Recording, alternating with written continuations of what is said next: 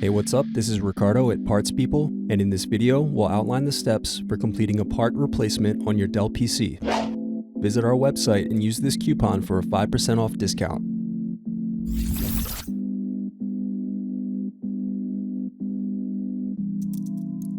Unscrew and remove bottom base.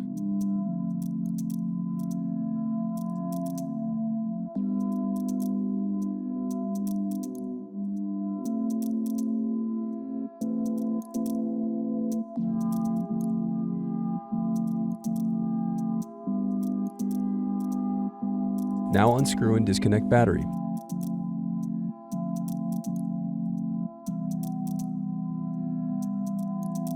Next, unscrew and disconnect heatsink.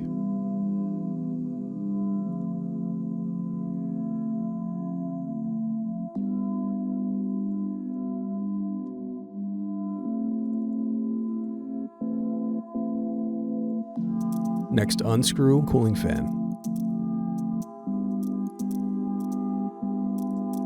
Thanks for watching.